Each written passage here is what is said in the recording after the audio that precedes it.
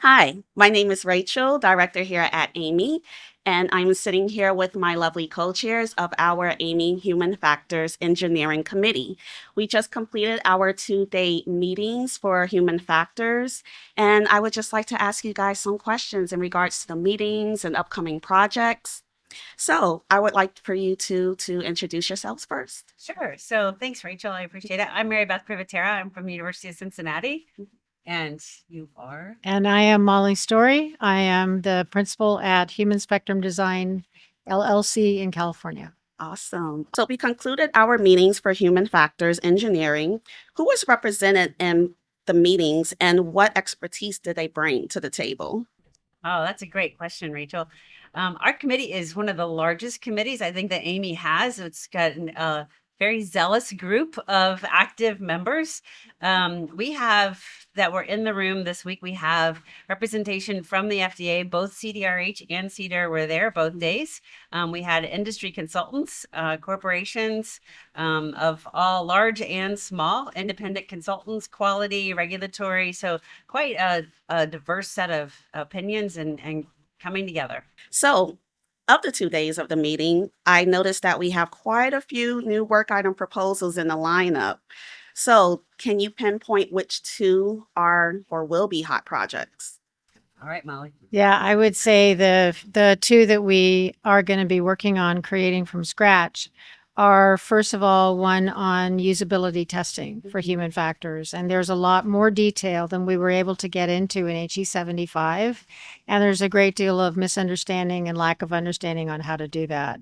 So we have a very robust, comprehensive TIR, technical information report, planned on that, maybe even becoming a standard. We'll see how that evolves, but it could become a standard for all the things having to do with usability testing. Okay. And then the other TIR, new TIR, that I think will be very impactful and important is one on how to manage use-related risks in a bigger way. It's not just the use-related risk analysis, but it's the entire process of risk management for use-related risks. And that's another area where people need more information, they need more guidance. It's also a topic where, like usability testing, there's no one way to do it. There are lots of ways to do it. So we'd like to talk about that whole breadth of options and the pros and cons of each of them. I'm excited to hear about the new work items that are coming down the pipeline, and I'm excited to see the many contributions that will come in, along with the future meetings to discuss the comments and dispose of those, Yeah. or as well as keep those that we need in creating these projects. So finally, the big project, HE 75, which is currently out for a committee ballot for comment and review. Once it's published, how do you think it would impact the health technology industry? That's a good question. I think, fundamentally, the goal of HE 75 is really to improve overall experience with medical devices, making them safer, helping to promote a really good, usable device design. So I think that this is an update that was necessary. I know that some of the things that Molly, maybe we can go in through some of the big changes, like just updates. Some things hadn't been changed since 2009, and technologies have changed, our practices have changed, references have changed. There's some new sections in there, so I think it's going to have an impact, a lot on combination products in particular, because we didn't even have that section in the first version. Yeah, and also the usability section, because none of the FDA guidance on human factors had come out in 2009. They had not yet issued anything, and they've issued a lot since then.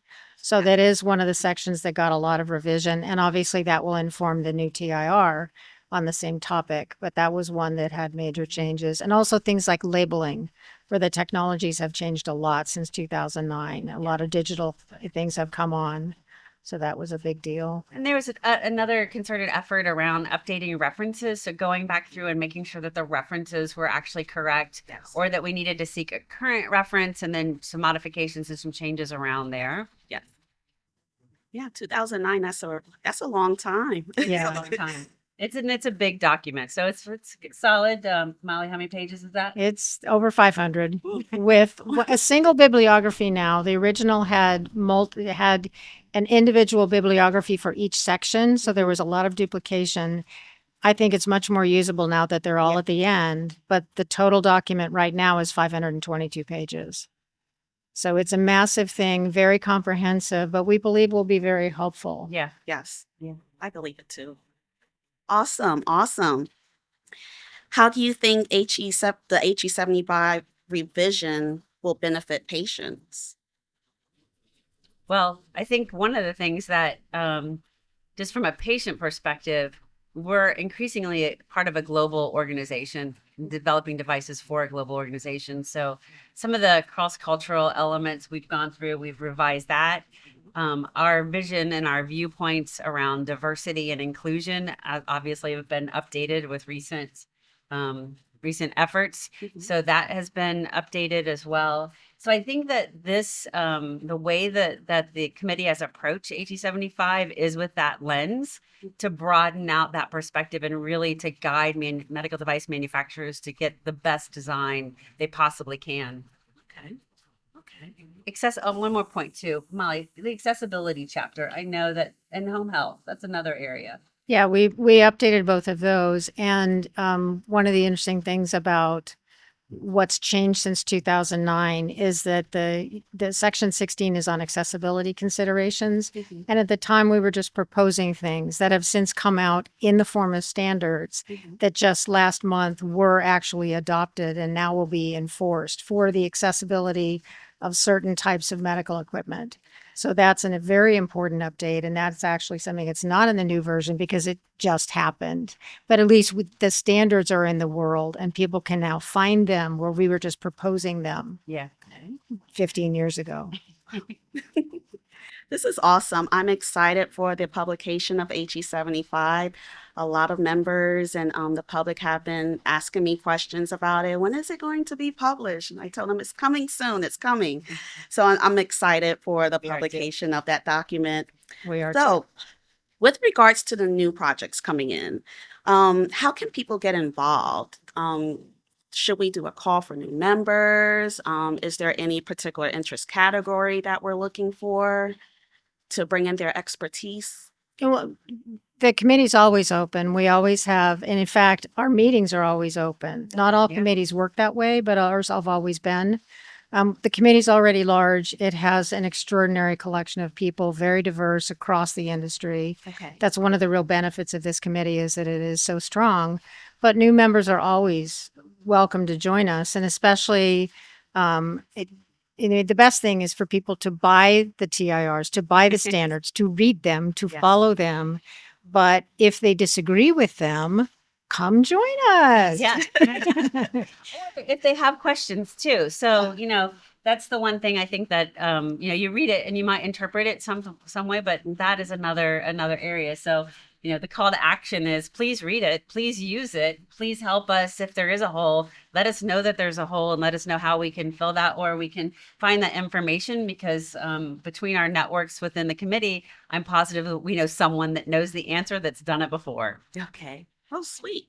Awesome. I really appreciate you guys taking out the time to have this interview with us. And again, I just look forward to future work with the both of you. And thank you so much. Thank Thank you, you, Rachel. Thank you, Rachel. Rachel. Yay. Pleasure working with you. Thank you.